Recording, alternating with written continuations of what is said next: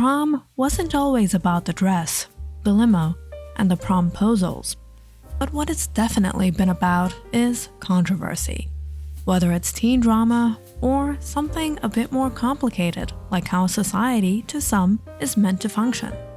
Believe it or not, prom was meant to introduce young women to polite society and its eligible men, and put them on display for potential husbands. When young people began going to prom in the late 19th century, it wasn't yet a dance for high schoolers.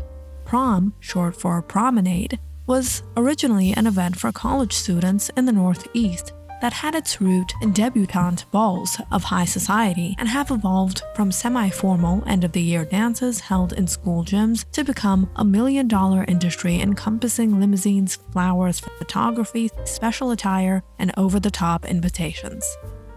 That being said, early proms were governed by the same rules and dress codes as debutante balls were. They were racially segregated.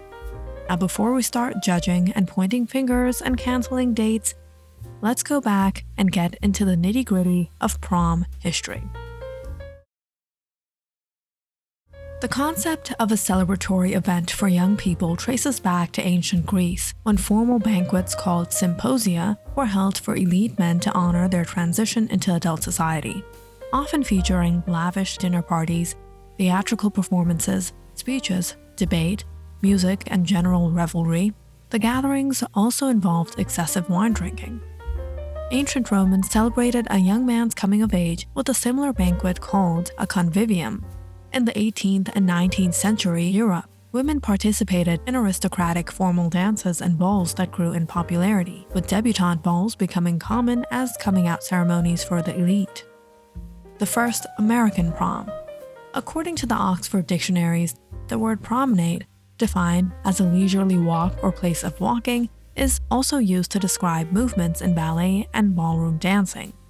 It morphed in the late 19th century when promenade concerts often included attendees dancing in formal attire during Ivy League college festivities.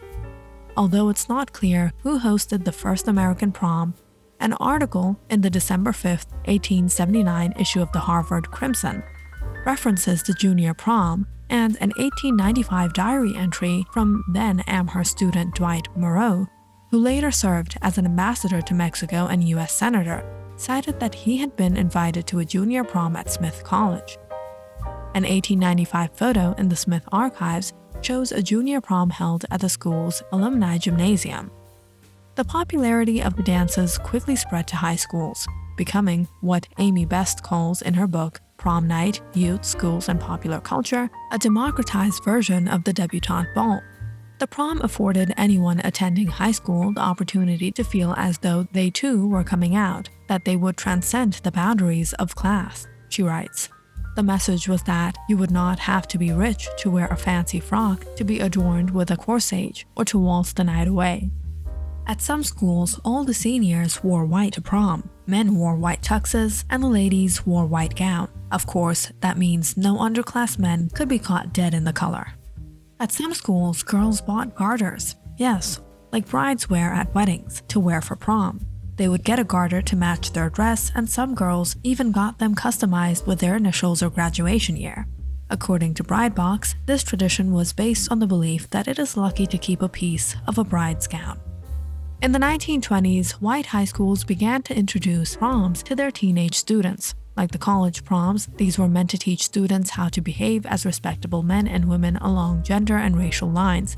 By the time the Great Depression hit in the 1930s, the prom had become a big enough deal that some high school principals canceled their proms so that poorer students wouldn't be psychologically wounded. Proms really took off in the 1950s, when a post-war boom and new consumer market geared towards teenagers made the celebration a mainstay of the high school year that boys should invite girls to, not vice versa. One 1950s advice book for teenagers lectured that girls who try to usurp the right of boys to choose their own dates will ruin a good dating career, according to Ann Anderson in High School Prom.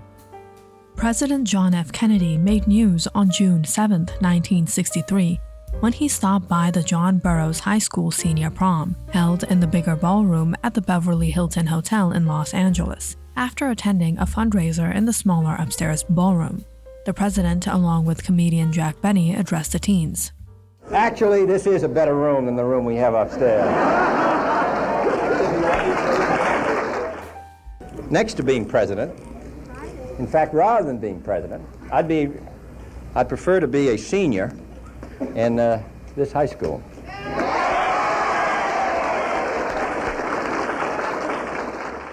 And if Mr. Benny and I are not too old, we may apply. Susan Ford, daughter of President Gerald Ford, hosted the first and only White House prom about a decade later on May 31, 1975. Susan, a senior at the all-girls Holton Arms School in Maryland, and her class paid for the evening from fundraiser efforts. The prom committee made their own tablecloths and flower arrangements. Entertainment came from rock groups, the Outer Space Band, and Sandcastle. Her parents, however, did not serve as chaperones, as they were out of the country. Ford did speak at the school's graduation ceremony a few days later.